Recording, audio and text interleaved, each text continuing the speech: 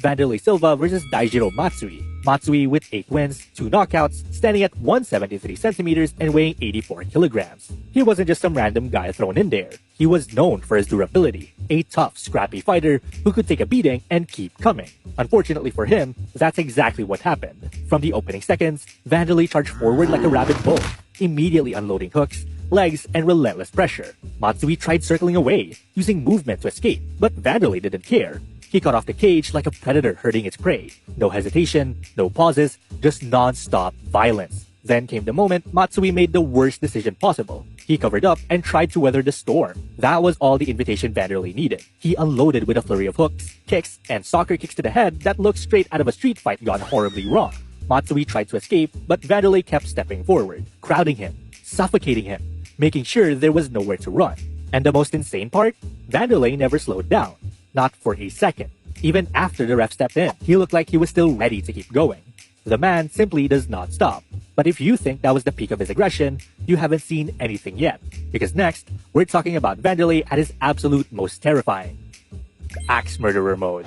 This is it, the moment you've been waiting for. This isn't just another topic, this is the moment where Wanderlei Silva transforms into an unhinged, uncontrollable, frothing at the mouth animal. This isn't a strategy, this isn't technique. This is Wanderlei Silva turning into the most dangerous primate to ever exist. A silverback gorilla that just railed 15 lines and decided violence is the only solution. Because this is Axe Murderer Mode. Let me take you back to Pride 12. Wanderlei Silva versus Kazuyuki Fujita. Fujita with 11 wins, 5 knockouts, standing at 183 centimeters and weighing 108 kilograms. Fujita wasn't just tough.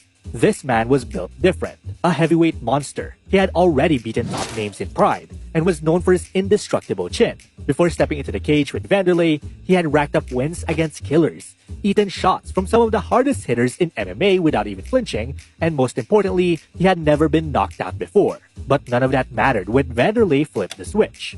The second the fight started, Wanderlei charged forward like a lunatic who had just been set loose.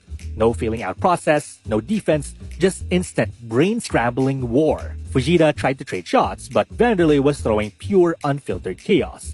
Hooks, uppercuts, knees, every part of his body became a weapon. And then it happened. Wanderlei smelled blood. His eyes locked in. His pace went from insane to psychotic. And suddenly, it wasn't even a fight anymore. It was a ritualistic sacrifice. Fujita's legendary chin didn't matter.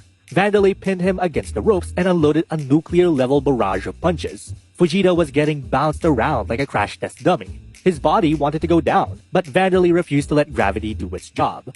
The only thing keeping him upright was Wanderlei's fist continuously resetting his position. The referee had to literally tackle Wanderlei off him, and even then, Silva looked pissed. Not because the fight was over, but because he wasn't done yet. Now check out this next video before Silva himself is right under your bed tonight.